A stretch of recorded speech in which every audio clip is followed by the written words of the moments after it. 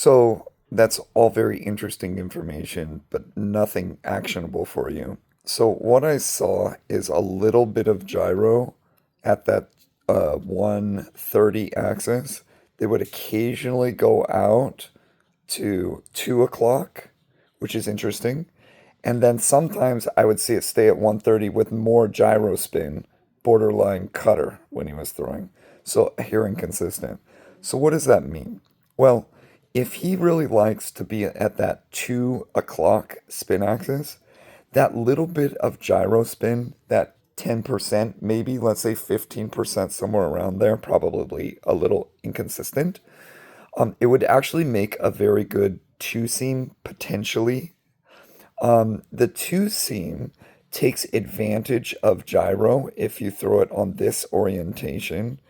The little bit of gyro will cause the ball to go downwards through an effect called seam shifted wake. Sometimes you'll see this online as abbreviated SSW. A very, very interesting topic.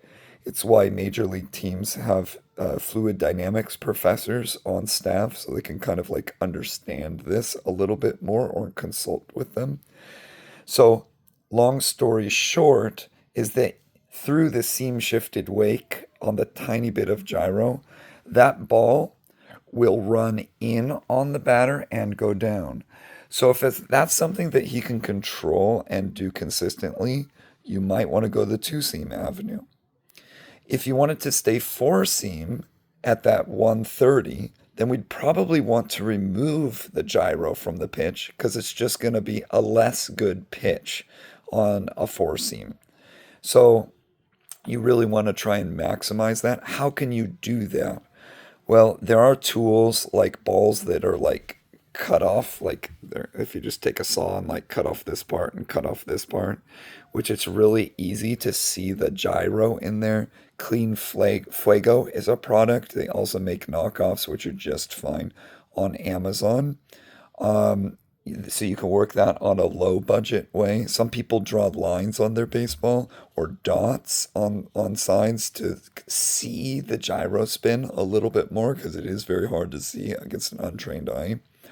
Or if the cutter feels more natural to him, then I mean that's a really great pitch because the cutter actually can work opposite. The cutter's movement is ever so slightly to the glove side of the if you're a righty pitcher on a righty batter, it moves a little bit this way, and that can be a very difficult pitch as well.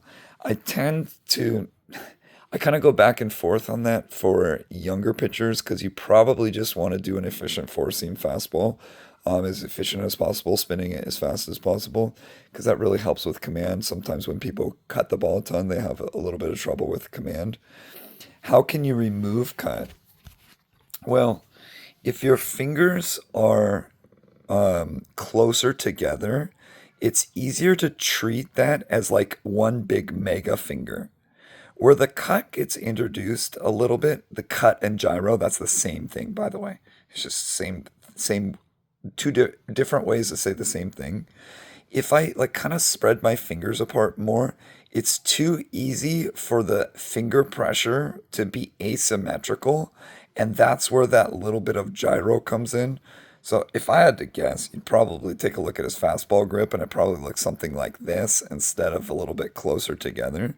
So that can be some experimentation that you could have, like on a rap soto session, is experimenting with mega fingers and making the finger pressure a little bit more even to if we were aiming for high efficiency fastball, to get that up. So yeah, just some a little bit more actionable information after like the kind of primer.